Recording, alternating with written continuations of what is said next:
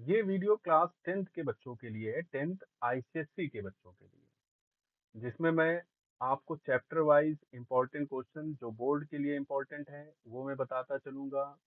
उससे रिलेटेड और कैसे क्वेश्चन पूछे जाते हैं वो भी मैं बताता चलूंगा। तो आप लोग कान में हैंड फ्री लगाकर इसको अगर सुनेंगे भी ध्यान से तो भी आपको ये टॉपिक प्रिपेयर हो जाएगा। उसके बाद फिर आप लोग कॉपी में जो भी आपके पास नोटबुक हो उसमें प्रैक्टिस करिए और आपको इस चीज से प्रिपेयर हो जाएगा। तो ध्यान से देखिए और सुनिए। तो पहला चैप्टर है पीरियोडिक पीरियोडिक टेबल और प्रॉपर्टी। पीरियोडिक टेबल और प्रॉपर्टीज से रिलेटेड है ये। ठीक। तो इसमें जो हम लोग सबसे पहला टॉपिक पढ़ेंगे, जनरली इससे रिलेटेड पूछा जाता है काफी, वो ये है। आपको कोई एटॉमिक नंबर दे दिया जाएगा, जैसे कि दे दिया गया 9, 11, 12। ठीक। और आपसे पूछेगा कि आप इसके लिए फाइंड कीजिए ग्रुप नंबर, इलेक्ट्रॉनिक कॉन्फ़िगरेशन। तो आप लोग क्या करोगे, सबसे पहले इलेक्ट्रॉनिक कॉन्फ़िगरेशन फाइंड करोगे। जैसे कि 9 का आप सब लोग जानते हो 2,7, 11 का 2, 8, 1, 12 का 2, 8, 2। ठीक। कॉन्फ़िगरेशन करने के बाद आपसे वो पूछेगा कि वैलेंसी बताइए कितनी होगी। तो आप वैलेंसी देखेंगे, अगर आउटर सेल में मोर देन 4 इलेक्ट्रॉन है। जैसे आउटर सेल क्या होती है, ये है आउटर सेल, ये है इसकी आउटर सेल, ये है इसकी आउटर सेल। आउटर सेल में जितने इलेक्ट्रॉन होंगे उनको देखकर हमें वैलेंसी फाइंड करनी है। अगर आउटर सेल में इलेक्ट्रॉन मोर देन 4 है, जैसे कि 9 एटॉमिक नंबर के केस में देखिए आउटर सेल में 7 इलेक्ट्रॉन है, तो इसकी वैलेंसी हो जाएगी 8 माइनस 7, दैट इज 1। ठीक। मीन्स आउटर सेल में 4 से ज्यादा इलेक्ट्रॉन है तो हम 8 से माइनस करेंगे, 8 माइनस एन। एन क्या है, outer most electron, outer most electron का नंबर है। अगर आप क्या यहाँ पे लिखोगे, if N is more than 4, more than 4, अगर मोर देन 4 है तो हम लोग वैलेंसी कैसे निकालेंगे, वैलेंसी 8 माइनस एन करके निकालेंगे, राइट। और अगर आउटर सेल में लेस देन 4 है तो जितने भी इलेक्ट्रॉन आउटर सेल में होंगे वही उसकी वैलेंसी हो जाएगी। जैसे अगर हम इसकी बात करें तो इसमें वैलेंसी हो जाएगी 1, इसमें वैलेंसी हो जाएगी 2, राइट। अब आपसे क्या पूछ सकता है, आपसे पूछेगा ये मेटल है कि नॉन मेटल है, मेटल है कि नॉन मेटल है। तो अगर आउटर सेल में मोर देन 4 इलेक्ट्रॉन है तो ये नॉन मेटल हो जाएगा, और आउटर सेल में लेस देन 4 इलेक्ट्रॉन है तो ये मेटल हो जाएगा। तो ऐसे ही मेटल और नॉन मेटल पूछने के लिए पूछा जाए तो आप ऐसे लिख दोगे। ठीक। उसके बाद आपसे पूछेगा कि अ, ये एसिडिक ऑक्साइड बनाएगा या बेसिक ऑक्साइड बनाएगा, एसिडिक और बेसिक ऑक्साइड बनाएगा। तो अगर आउटर सेल में लेस देन 4 इलेक्ट्रॉन है या और अगर आउटर सेल में मोर देन 4 इलेक्ट्रॉन है तो वो एसिडिक ऑक्साइड बनाएगा। तो यहाँ पे लिखेंगे हम लोग एसिडिक ऑक्साइड, और ये लेस देन 4 इलेक्ट्रॉन है तो ये बनेगा basic oxide, basic oxide. Similarly ये भी बनाएगा बेसिक ऑक्साइड। ठीक। उसके बाद अगर आपसे पूछे कि पॉजिटिव करेक्टर कौन शो करेगा, पॉजिटिव यानी अगर पूछे आपसे इलेक्ट्रो पॉजिटिव कौन होगा, यानी पॉजिटिव चार्ज कौन क्लियर करेगा या कैटायन कौन बनाएगा, या आपसे पूछे कि इलेक्ट्रोनेगेटिव कौन होगा सबसे ज्यादा, यानी एनायन कौन बनाएगा, तो आप क्या कहोगे, वो भी आपको आउटर सेल इलेक्ट्रॉन देखकर पता लगाना है। मान लीजिए आउटर सेल इलेक्ट्रॉन जो है वो, आप देखिए यहाँ पर आउटर सेल इलेक्ट्रॉन जो है मोर देन 4 है, जब मोर देन 4 होगा तो ये एनायन बनाएगा, और लेस देन 4 होगा तो ये कैटायन बनाएगा, कैटायन कैटायन। और एनायन बनाएगा इसलिए ये इलेक्ट्रोनेगेटिव कैरेक्टर शो करेगा, इलेक्ट्रोनेगेटिव। और कैटायन बनाएगा तो इससे ये इलेक्ट्रो पॉजिटिव कैरेक्टर शो करेगा। तो इस तरीके से क्वेश्चन आता है। दूसरा आपसे पूछेगा कि ग्रुप नंबर क्या होगा, ग्रुप नंबर, ग्रुप नंबर। तो ध्यान से देखिएगा ग्रुप नंबर निकालने के क्या तरीके हैं। आउटर सेल इलेक्ट्रॉन, इफ, पहला condition, if outer shell electron more then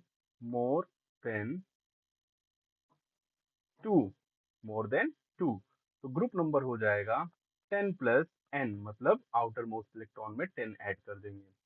जैसे अभी हम लोगों ने 9 वाले केस में देखा था, एटॉमिक नंबर 9 वाले केस में फ्लोरीन का होता है, तो 2,7 आएगा, राइट। तो इस केस में देखिए आउटर से इलेक्ट्रॉन जो है मोर देन 2 है, तो हम लोग ग्रुप नंबर कैसे फाइंड करेंगे, हम लोग लिखेंगे group number equal more than 2 है आउटर सेल इलेक्ट्रॉन, तो ग्रुप नंबर हो जाएगा 10 प्लस जो आउटर सेल इलेक्ट्रॉन है, आउटर सेल इलेक्ट्रॉन क्या है, आप देखिए आउटर सेल इलेक्ट्रॉन क्या है 7, तो 10 प्लस 7, आंसर हो जाएगा 17 group, right.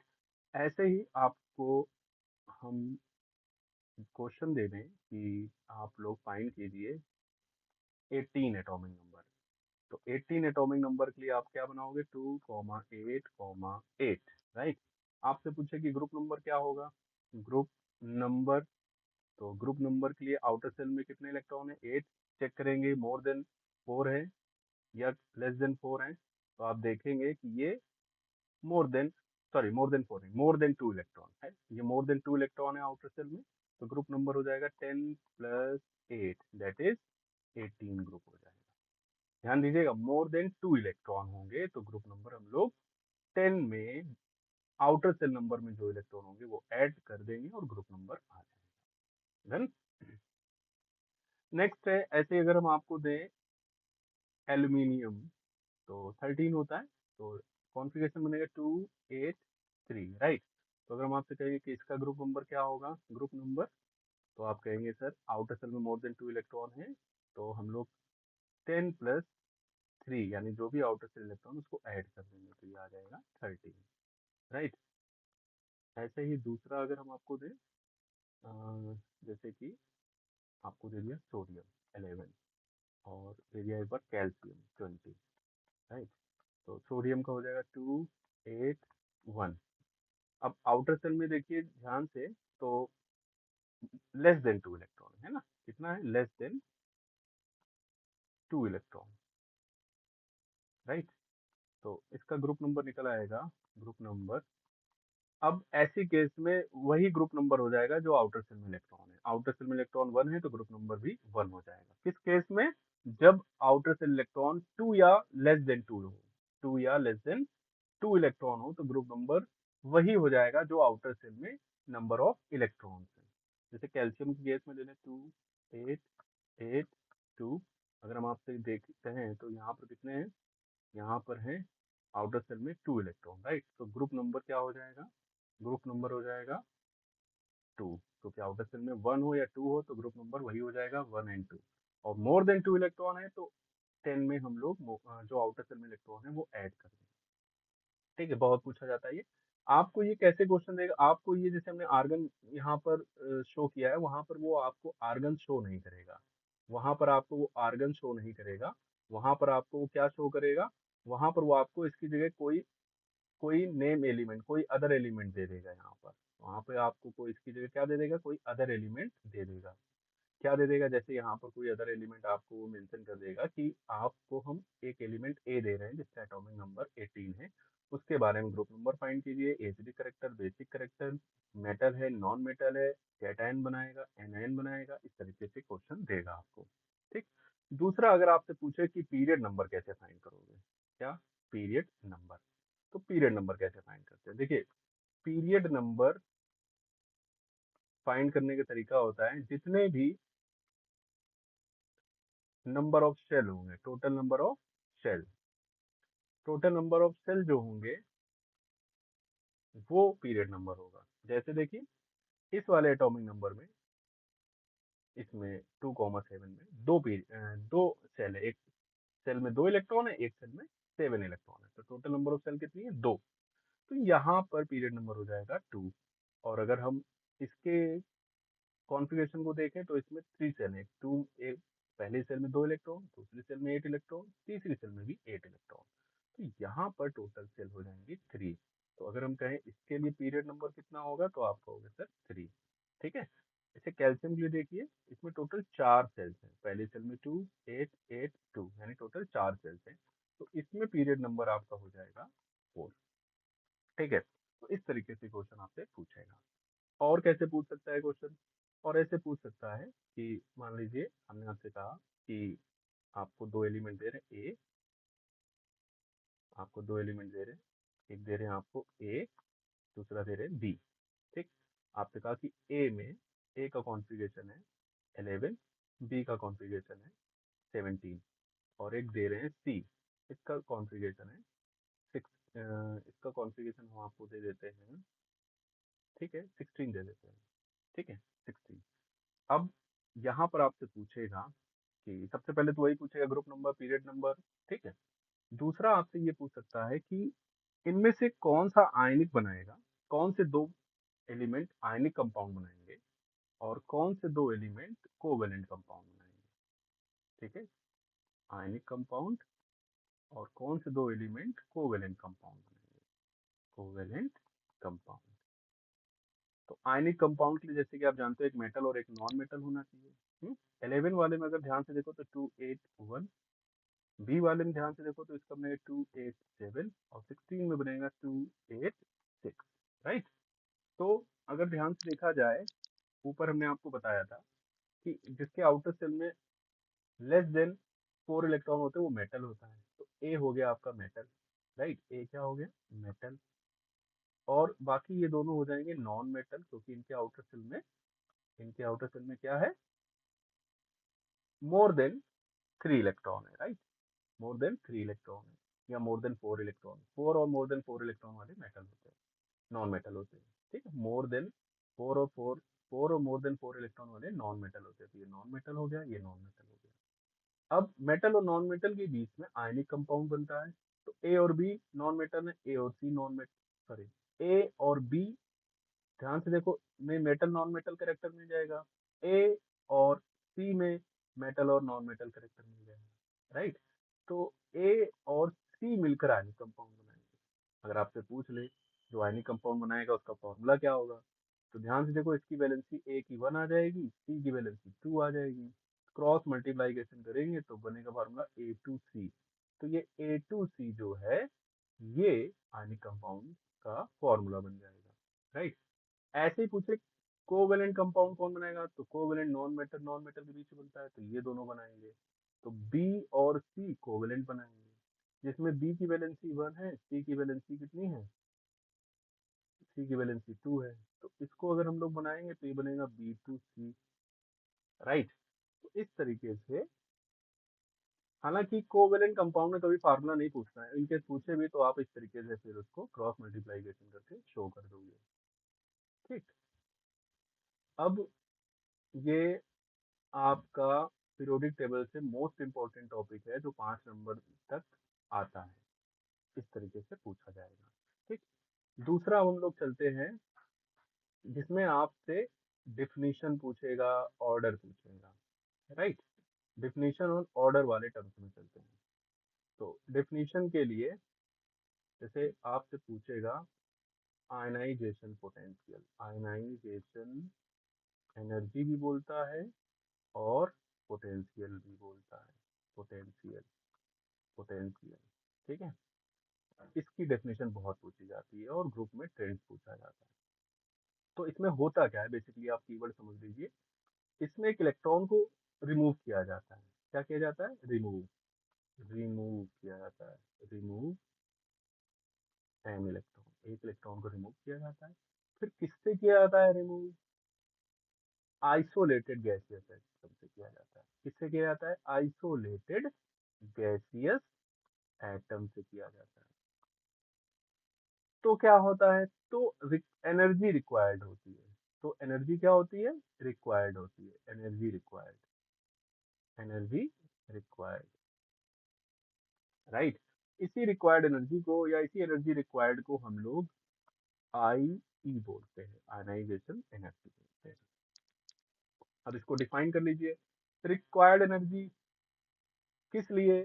To remove an electron, कहाँ से? From isolated gaseous atom. बन गया डिफिनेशन। फिर से देखिए, एनर्जी रिक्वायर्ड या रिक्वायर्ड एनर्जी कहाँ से क्या करने के लिए, सॉरी, रिक्वायर्ड एनर्जी क्या करने के लिए, टू रिमूव एन इलेक्ट्रॉन। पहले वाले कीवर्ड को मिक्स करके बनाएंगे sentence. Required energy to remove an electron from an iso, यहाँ पे आगे लगा देंगे टू, यहाँ पे लगा देंगे फ्रॉम।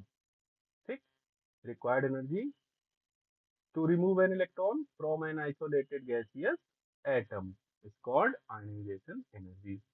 अब क्योंकि आयनाइजेशन एनर्जी में इलेक्ट्रॉन निकालते हैं तो ध्यान दीजिएगा, न्यूक्लियस और आउटर मोस्ट इलेक्ट्रॉन के बीच की डिस्टेंस जितनी ज्यादा होगी, यहाँ पे इलेक्ट्रॉन है आउटर मोस्ट से निकालते हैं, तो अगर मान लीजिए साइज छोटा है, राइट, और यहाँ एक इलेक्ट्रॉन है आउटर मोस्ट, ये रही इसकी डिस्टेंस, तो अगर ध्यान से देखो तो साइज बड़ा है एक में और एक में साइज छोटा है।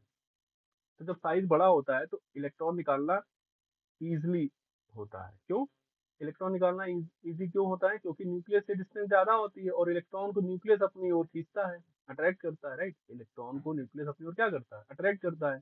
और डिस्टेंस न्यूक्लियस की ज्यादा है तो इलेक्ट्रॉन को अट्रैक्ट कम कर पाएगा। इसकी अट्रैक्टिंग पावर को हम लोग जेड इफेक्टिव बोलते हैं। किसकी अट्रैक्टिंग पावर को? न्यूक्लियस की अट्रैक्टिंग पावर को। तो जेड इफेक्टिव वीक हो जाता है। जेड इफेक्टिव वीक हो जाता है कब? क्योंकि जेड इफेक्टिव जो है वो एटॉमिक रेडियस के इनवर्सली प्रोपोर्शनल होता है। एटॉमिक रेडियस इंक्रीज होगी तो जेड इफेक्टिव डिक्रीज होगा। जेड इफेक्टिव क्या है? Effect of nucleus, effect of nucleus. और इफेक्ट ऑफ न्यूक्लियस डिक्रीज होगा तो इलेक्ट्रॉन पे इफेक्ट न्यूक्लियस का वीक हो जाएगा तो इलेक्ट्रॉन आसानी से निकल आएगा। तो इलेक्ट्रॉन आसानी से निकल आने का मतलब क्या है भाई? कि एनर्जी कम लगेगी। काम आसानी से होने का मतलब क्या है? कि एनर्जी कम रिक्वायर्ड होगी, तो आयनाइजेशन एनर्जी कम हो जाएगी। यानी आप बोल सकते हो जो आयनाइजेशन एनर्जी है वो इफेक्टिव न्यूक्लियर चार्ज के डायरेक्टली प्रोपोर्शनल होती है और इनवर्सली प्रोपोर्शनल होती है एटॉमिक रेडियस के। बहुत इंपॉर्टेंट पॉइंट है, बहुत डिवीजन में पूछा जाता है। इसका यूज देख लो, जैसे कि अगर हम किसी ग्रुप में चलें, इन ग्रुप, ठीक, ग्रुप्स में जब हम लोग चलेंगे तो ग्रुप में हम लोग कैसे जाते हैं? Top to bottom. कैसे जाते हैं? Top to bottom. Top to bottom जाते हैं तो आप जानते हो जो एटॉमिक रेडियस होती है वो इंक्रीज होती है। एटॉमिक रेडियस इंक्रीज होगी, राइट, तो इफेक्टिव न्यूक्लियस का चार्ज जो है या न्यूक्लियस का जो इफेक्ट है वो डिक्रीज होगा। वो डिक्रीज होगा तो आयनाइजेशन एनर्जी क्या होगी? Also decrease. ठीक, तो अब जैसे कुछ ग्रुप का एग्जांपल ले लेते हैं हम लोग। जैसे हम लोग ले लें ग्रुप वन। ग्रुप वन में कौन कौन है? हाइड्रोजन भी है बट हाइड्रोजन को नहीं लेना, एक्सेप्शनल में आता है। लिथियम से स्टार्ट करते हैं। Na, K। इसकी कुछ बेनोमिक्स हमने बताई थी, अलीना ने की रब से फरियाद, तो आप वैसे भी याद कर सकते हो। ठीक है, ले लिया आपने भाई साहब। अब ग्रुप में टॉप टू बॉटम कैसे जाते हैं? लिथियम से फ्रांसियम तक तो चले गए, तो बोला ग्रुप में जब टॉप टू बॉटम जाएंगे तो आयनाइजेशन एनर्जी क्या होगी? डिक्रीज होगी। तो ऐसे लिखेंगे, ब्रैकेट में लिख देंगे डिक्रीजिंग ऑर्डर। क्या लिख देंगे? Decreasing order. ठीक, ये ध्यान रखिएगा, बच्चे क्या करते हैं कि कॉमा लगा देते हैं। कॉमा लगा देते हैं, उसके साथ साथ आप ये एरो भी बनाया करिए। लेफ्ट टू राइट डायरेक्शन में जनरली एरो बनता है, लेफ्ट टू राइट डायरेक्शन में ऐसे। और फिर जो ऑर्डर पूछा जाए वो आप नीचे ऑर्डर मेंशन करिए, डिक्रीजिंग ऑर्डर या इंक्रीजिंग ऑर्डर, जो भी पूछा गया उसके रिस्पेक्ट में ये एरो जरूर लगाइएगा। ठीक है, केवल कॉमा लगा के मत छोड़िएगा, एरो जरूर लगाइएगा। ऐसे हम लोग दूसरा या ग्रुप 16 ले लेते हैं एग्जाम्पल। ग्रुप 16 में कौन है? ओ से टी को, ओ सल्फर, और इसके बाद सल्फर के बाद है सिलेनियम और टेलुरियम और कोलियम, ओ से टी को। अब ये भी ग्रुप है तो इसमें भी हम लोग क्या लिखेंगे? आयनाइजेशन एनर्जी का डिक्रीजिंग ऑर्डर, डिक्रीजिंग ऑर्डर। ठीक, ऐसे ये फाइंड कर लोगे। अब हम चलते हैं, ग्रुप में तो चले गए, अब हम चलते हैं पीरियड में। इन पीरियड, पीरियड में क्या कैसे चेंज होता है? देखिए ग्रुप का उल्टा होता है पीरियड में। पीरियड में हम लोग कैसे चलते हैं? Left to right. कैसे चलते हैं? Left to right. Left to right चलते हैं। लेफ्ट टू राइट आप जानते हो जो एटॉमिक रेडियस होती है वो डिक्रीज होती है। अब एटॉमिक रेडियस डिक्रीज होगी तो इफेक्टिव न्यूक्लियर चार्ज क्या होगा? इंक्रीज होगा। और इफेक्टिव न्यूक्लियर चार्ज इंक्रीज होगा तो भाई आयनाइजेशन जो एनर्जी है वो भी क्या होगी? इंक्रीज होगी। डन। तो पीरियड में हम लोग आपको पता है कि हम लोग दो ही पीरियड याद रखते हैं, एक पीरियड 2 और एक पीरियड 3, है ना। पीरियड 2 में कौन कौन है? पीरियड 2 में आपके पास हम लोग lithium, beryllium, boron, carbon, nitrogen, oxygen, fluorine है, नियॉन भी, बट यही तक यूज करते हैं जनरली, ठीक है। और पीरियड 3 में कौन है? सोडियम, नामगल, सी पस्कल, आपको याद होगा इस तरीके से बताया, नामगल, सी पस्कल, ठीक। तो देखिए, पीरियड में लेफ्ट टू राइट जाएंगे तो जनरली क्या होता है, आयनाइजेशन एनर्जी इंक्रीज होती है, तो आप लिखेंगे ionisation energy increases, increasing order, increasing order, ठीक। और यहाँ पर भी लेफ्ट टू राइट जाएंगे तो आयनाइजेशन एनर्जी क्या होगी, इंक्रीजिंग ऑर्डर, इंक्रीजिंग। ध्यान रखिएगा यहाँ पे कुछ एक्सेप्शन है जो आपके 10th स्टैंडर्ड के सिलेबस में इंक्लूड नहीं है। एक्सेप्शन है बेरिलियम और बोरॉन के बीच में, नाइट्रोजन और ऑक्सीजन के बीच में। सेम यहाँ पर है मैग्नीशियम और एल्यूमिनियम के बीच में, इसको थोड़ा सा और दूसरे वे में लिख देते हैं रेड से। यहाँ पर है बेरिलियम, बोरॉन, नाइट्रोजन और ऑक्सीजन। यहाँ पर है मैग्नीशियम एल्यूमिनियम के बीच में, फॉस्फोरस और सल्फर के बीच में। मतलब एक्सेप्शन का मतलब ये है कि यहाँ पर जनरली, वैसे तो आपने पढ़ा ना इंक्रीज होता है, तो यहाँ पे दोनों के जगह, दोनों के बीच में डिक्रीज होगा, यहाँ पर भी डिक्रीज होगा, यहाँ पर भी डिक्रीज होगा, यहाँ पर भी डिक्रीज होगा, यानी इन दोनों पेयर में एक्सेप्शन है, इधर एक्सेप्शन है, इधर। ये आपसे पूछे नहीं जाएंगे एग्जाम में, क्योंकि आपके सिलेबस में इनका एक्सप्लेनेशन नहीं है, ठीक है। तो इनको अगर हम लोग हटा दें, मतलब इनके आपस में रिलेशन नहीं पूछे जाएंगे आपके एग्जाम में, बाकी को लेके आपसे डिक्रीजिंग या इंक्रीजिंग ऑर्डर पूछेगा, ठीक है। तो जब आप लोग 11th में चलोगे तो इसका भी रीजन हम आपको बताएंगे कि क्यों है, किस वजह से एक्सेप्शन है, ठीक। अभी केवल इतना ही पढ़िएगा, आगे चलते हैं। तो ग्रुप ऑफ पीरियड में हो गया, फैक्टर्स बता दिए। दूसरा, अब कुछ अलग क्वेश्चन में चलते हैं। जैसे मान लीजिए अगर हमने आपसे कहा कि आपको हमने दे दिए कुछ कंपाउंड आयन, जैसे सोडियम और Na+, और इधर दे दिया हमने आपको Cl और Cl-, ठीक। अब आप जानते हो ये सोडियम इसका पेरेंटल एटम है ना। सोडियम इसका जो है पेरेंटल एटम है, ये कब बनेगा, जब ये एक इलेक्ट्रॉन लूज कर देगा। क्लोरीन से क्लोरीन आयन कब बनेगा, जब ये एक इलेक्ट्रॉन गेन कर लेगा, राइट। तो जब ये एक इलेक्ट्रॉन लूज कर देगा तो इसके पास मान लीजिए शुरू में, मान कर लीजिए होता ही है 11 प्रोटॉन है और 11 इलेक्ट्रॉन होते हैं स्टार्टिंग में। जब ये एक इलेक्ट्रॉन लूज कर देगा तो प्रोटॉन तो अभी भी 11 ही रहेंगे, बट इलेक्ट्रॉन इसके पास 10 हो जाएंगे, राइट। सेम क्लोरीन के केस में देखें तो इसके पास शुरू में 17 प्रोटॉन, 17 प्रोटॉन होते हैं और 17 इलेक्ट्रॉन होते हैं। ये एक इलेक्ट्रॉन गेन कर लेगा तो प्रोटॉन तो अभी भी 17 रहेंगे, बट इलेक्ट्रॉन इसके पास 18 हो जाएंगे, राइट। ये इलेक्ट्रॉन 18 हो जाएंगे। अब देखिए जरा ध्यान से, जो न्यूक्लियस होता है, न्यूक्लियस का इफेक्ट जो होता है जेड इफेक्टिव, वो नंबर ऑफ प्रोटॉन पे डिपेंड करता है। Number of proton number of electron पे, अगर नंबर ऑफ प्रोटॉन और नंबर ऑफ इलेक्ट्रॉन इक्वल है तो मान लीजिए इसका जेड इफेक्टिव।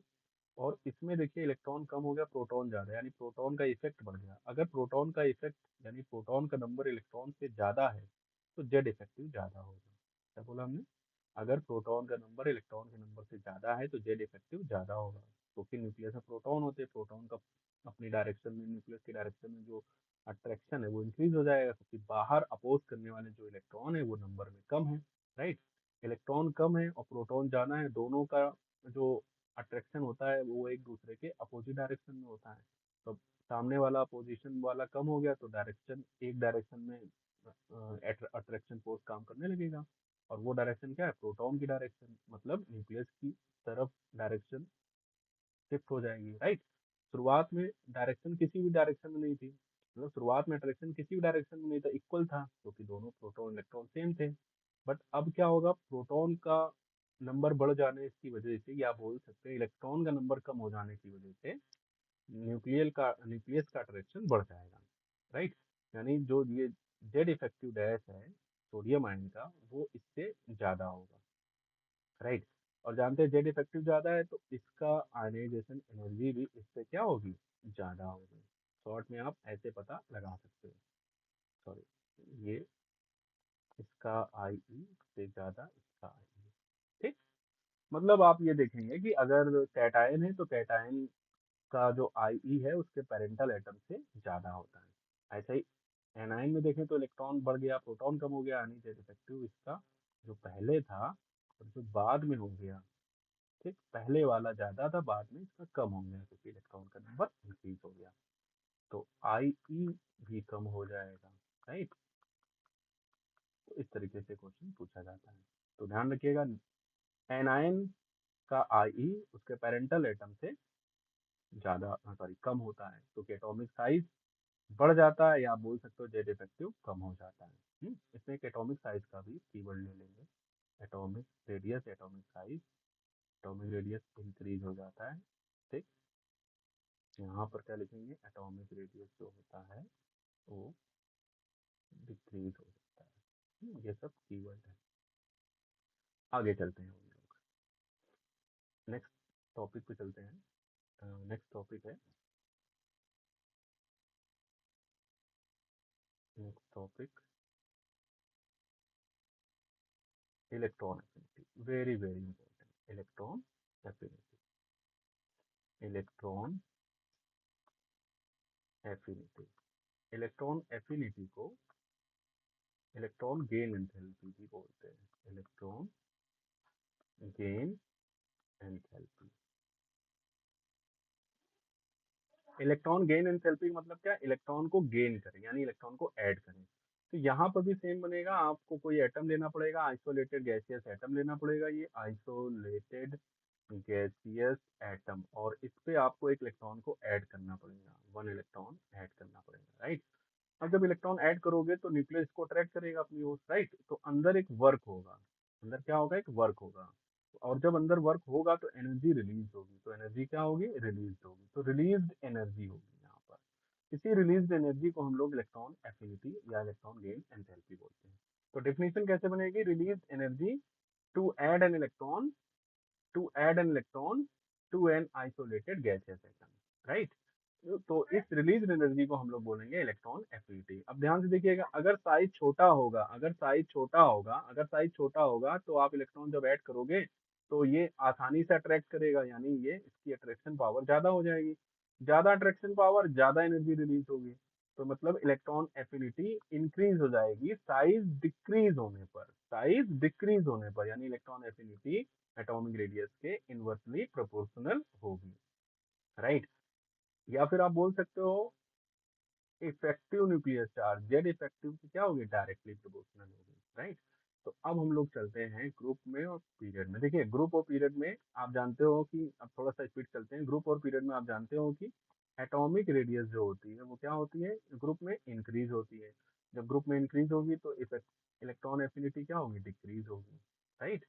तो ऐसे ही आप लोग जानते हो पीरियड में क्या होता है, एटॉमिक रेडियस डिक्रीज होती है, तो इलेक्ट्रॉन एफिनिटी क्या होगी, इंक्रीज होगी, ठीक। अब ग्रुप में कुछ एक्सेप्शन है, वेरी इंपॉर्टेंट है, ध्यान देखिएगा, ग्रुप 17 में एक्सेप्शन है जो बहुत पूछा जाता है। वो एक्सेप्शन है फ्लोरीन, क्लोरीन, ब्रोमीन, आयोडीन, चार में। जनरली हम जानते हैं ग्रुप में क्या होता है, इलेक्ट्रॉन एफिनिटी डिक्रीज होती है, तो ऑर्डर कुछ ऐसा होना चाहिए, सॉरी, ऑर्डर कुछ ऐसा होना चाहिए, क्या ऑर्डर होना चाहिए, कि डिक्रीज होती है तो ऑर्डर कुछ ये इस तरीके से साइन होना चाहिए। लेकिन इन दोनों के प्लेस में कुछ एक्सेप्शन आ जाता है, क्लोरीन और फ्लोरीन के प्लेस में क्या एक्सेप्शन आ जाता है, कि ये ऑर्डर कुछ इस तरीके से होता है, क्लोरीन की फ्लोरीन से ज्यादा होती है, मतलब फ्लोरीन दूसरे नंबर पे आ जाता है, राइट। ये बहुत पूछा जाता है, और बच्चों को ये चीज कंफ्यूज करती है, क्योंकि उनको जनरली पता है कि इलेक्ट्रॉन एफिनिटी डिक्रीज होती है ग्रुप में तो क्लोरीन की कम होनी चाहिए, बट होता है एक्चुअल में क्या, क्लोरीन की ज्यादा होती है। तो क्लोरीन और फ्लोरीन में क्वेश्चन बनता है कि मोस्ट, अगर आपसे पूछा जाए पूरी पीरियोडिक टेबल में मोस्ट इलेक्ट्रोनिगेटिव एलिमेंट कौन सा है, क्या पूछा जाए, most electronegative element in the periodic table, in the periodic table, तो आप कहोगे सर फ्लोरीन, एफ, फ्लोरीन। और यही अगर आपसे पूछ ले कि मोस्ट, मतलब ऐसा element having most electron having most electron affinity, तो आप कहोगे सर क्लोरीन है, क्लोरीन की इलेक्ट्रॉन एफिनिटी पूरी पीरियोडिक टेबल में सबसे ज्यादा है। फ्लोरीन की इलेक्ट्रोनेगेटिविटी पूरी पीरियोडिक टेबल में सबसे ज्यादा है। मतलब इलेक्ट्रॉन एफिनिटी क्लोरीन की सबसे ज्यादा है और इलेक्ट्रोनेगेटिविटी फ्लोरीन की सबसे ज्यादा है। ध्यान दीजिएगा, En का मतलब है इलेक्ट्रॉन निगेटिविटी, Ea का मतलब है इलेक्ट्रॉन एफिनिटी। आगे चलते हैं। हाँ, इसके एक्सेप्शन का भी आपके सिलेबस में एक्सप्लेनेशन नहीं है, ये सब आपको 11th में मिलेगा। तो अभी बोर्ड एग्जाम है तो ज़्यादा डिटेल में नहीं जाना है, क्योंकि उतना नहीं है आपके सिलेबस में। ठीक है, आगे चलते हैं। पीरियड में पीरियड 2, पीरियड और 3 में कोई एक्सेप्शन नहीं है, आप सीधे सीधे उसको यूटिलाइज कर सकते हो।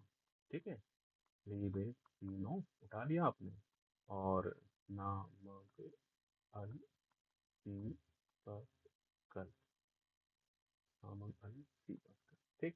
अब इसमें आपसे पूछेगा कि भाई इलेक्ट्रॉन एफिनिटी आप जानते हो कि पीरियड में क्या होती है, इंक्रीज होती है, तो इलेक्ट्रॉन एफिनिटी का ये इंक्रीजिंग ऑर्डर हो जाएगा, इंक्रीजिंग। ठीक, ऐसे सेम इसमें भी हो जाएगा। ध्यान रखिएगा, कॉमर्स केवल काम नहीं चलेगा, डायरेक्शन के लिए एरो बनाना पड़ेगा। ठीक है, तो ये हो गया। तीसरी डिफिनीशन जो पूछी जा सकती है, तीन डिफिनीशन ज्यादा पूछी जाती है, तीसरी डिफिनीशन है इलेक्ट्रोनेगेटिविटी की। इलेक्ट्रोनेगेटिविटी, इलेक्ट्रोनेगेटिविटी क्या होती है ये? इसको बोलते हैं कि जब दो एलिमेंट कोवेलेंट बॉन्ड बना रहे हो कुछ इस तरीके से, ठीक है, और इनमें से ये इसको खींच रहा हो अपनी तरफ ज्यादा तेजी से, तो इसकी इस खींचने की टेंडेंसी को बोलेंगे इलेक्ट्रॉन निगेटिविटी। कौन सी टेंडेंसी को? इसको क्या बोलते हैं? Shared pair. क्या बोलते हैं? Shared pair. तो शेयर्ड पेयर को अपनी ओर अट्रैक्ट करने की टेंडेंसी को हम लोग बोलेंगे इलेक्ट्रोनिगेटिविटी। तो डिफाइन कर दीजिए अब इसको ऐसे। ठीक, क्या बोलेंगे? a tendency to attract shared pair of electron, to attract shared pair of electron from a covalent bond। कौन सा बॉन्ड है? Covalent bond. from a covalent bond, from a covalent bond is called electronegativity, is called electronegativity। इसका हम लोग group of period में तुम लोगों को बता ही चुके हैं, मतलब हम लोग पढ़ चुके हैं ग्रुप ऑफ पीरियड में इसका क्या चेंज होगा। ठीक है, ऊपर पढ़ चुके हैं। अब यहाँ पे एक चीज फैक्टर्स ध्यान रखना कि जो इलेक्ट्रोनेगेटिविटी है वो डायरेक्टली प्रोपोर्शनल होगी जेड इफेक्टिव के। मतलब न्यूक्लियस का इफेक्ट जितना ज्यादा होगा इलेक्ट्रोनेगेटिविटी उतनी ज्यादा होगी। या अदर वर्ड में बोल सकते हैं, साइज जितना छोटा होगा, एटॉमिक रेडियस या एटॉमिक साइज एक ही बात है, इलेक्ट्रोनेगेटिविटी उतनी ज्यादा होगी। ठीक, तो ये इंपॉर्टेंट फैक्टर हो गए। अब कुछ वेरी कॉमन हेडिंग है जो कभी कभी पूछ ली जाती है, उनको भी एक्सप्लेन कर लेते हैं। जैसे फॉर एग्जांपल आपसे पूछे रिड्यूसिंग करेक्टर। रिड्यूसिंग करेक्टर, तो रिड्यूसिंग करेक्टर का मतलब होता है टेंडेंसी टू लूज इलेक्ट्रॉन। ध्यान रखिएगा, tendency to lose electron, tendency to lose electron. तो जानते हो साइज बड़ा होगा तो टेंडेंसी टू लूज इलेक्ट्रॉन ज्यादा होगा। तो अगर हम ध्यान से देखें तो रिड्यूसिंग करेक्टर डायरेक्टली प्रोपोर्शनल हो जाएगा एटॉमिक रेडियस के। एटॉमिक रेडियस के ध्यान रखना, यहाँ पे इलेक्ट्रॉन लूज करने की बात हो रही है। साइज बड़ा होगा तो न्यूक्लियस का देखिए साइज बड़ा होगा तो न्यूक्लियस से डिस्टेंस बढ़ जाएगी, तो ये आसानी से इलेक्ट्रॉन लूज किया जा सकेगा। लूज करने का मतलब होता है इलेक्ट्रॉन को आउटर साइड में जाना, और इनर साइड में कौन खींचता है? न्यूक्लियस। तो अगर साइज बड़ा होगा तो इनर साइड में खींच नहीं पाएगा, तो आसानी से आउटर साइड में चला जाएगा। राइट, तो टेंडेंसी टू लूज इलेक्ट्रॉन का मतलब है रिड्यूसिंग करेक्टर। जितनी ज्यादा टेंडेंसी टू लूज इलेक्ट्रॉन होगा रिड्यूसिंग करेक्टर उतना ज्यादा होगा। ठीक, या अदर वर्ड में बोल सकते हैं इनवर्सली प्रोपोर्शनल होगा न्यूक्लियस के इफेक्ट के। ठीक है, और जितना ज्यादा लूज करता है उतना ज्यादा पॉजिटिव चार्ज बनाएगा, और तो हम बोल सकते हैं डायरेक्टली प्रोपोर्शनल होगा मेटेलिक कैरेक्टर के। किसके? मेटेलिक कैरेक्टर के। ठीक, तो अब आपको रिड्यूसिंग कैरेक्टर का ऑर्डर पूछे तो आप बता सकते हो। रिड्यूसिंग कैरेक्टर का मतलब पता है, एटॉमिक रेडियस में इसका रिलेशन पता है। ग्रुप में एटॉमिक रेडियस इंक्रीज होती है, पीरियड में एटॉमिक रेडियस डिक्रीज होती है, तो उसको लेके आप इसका भी ऑर्डर बता सकते हो। ध्यान रखना, आपको सीक्वेंस पता होना चाहिए अरेंज करना। उसके लिए ग्रुप 1, ग्रुप 2 और उधर ग्रुप 13 से लेके ग्रुप 18 तक के एलिमेंट्स का ऑर्डर आप लोग, यानी सीक्वेंस जो है आप लोग याद कर लीजिए। पीरियड में केवल 3 पीरियड याद कर लीजिए। पीरियड 1 हाइड्रोजन हीलियम, पीरियड 2 में लिथियम से लेकर नियॉन तक, और पीरियड 3 में सोडियम से लेके आर्गन तक। बस ये 3 पीरियड याद कर लीजिए। इससे बाहर 10th में कोई भी क्वेश्चन ऑर्डर से रिलेटेड नहीं पूछा जाता है, इसी में आएगा सब कुछ। ठीक है, तो ये आपका हो गया। अब ये समझिए कि पीरियोडिक टेबल और पीरियोडिक प्रॉपर्टी से रिलेटेड हमने आपको सारे इंपॉर्टेंट टॉपिक बता दिए। बाकी किसी को इस टॉपिक में, इस क्वेश्चन में, मतलब प्रीवियस ईयर के क्वेश्चन सॉल्व करने में कोई प्रॉब्लम आती है तो आप लोग उस क्वेश्चन को सेंड कर सकते हैं। नेक्स्ट वीडियो में मैं उसको उनको एक्सप्लेन करते हुए बता दूंगा। नेक्स्ट वीडियो मेरा कल आएगा, तो इसलिए थोड़ा सा ध्यान रखिएगा, पेपर सर पे हैं, जितना हो सके जल्दी जल्दी सॉल्व करिए और अपने डाउट क्लियर करिए।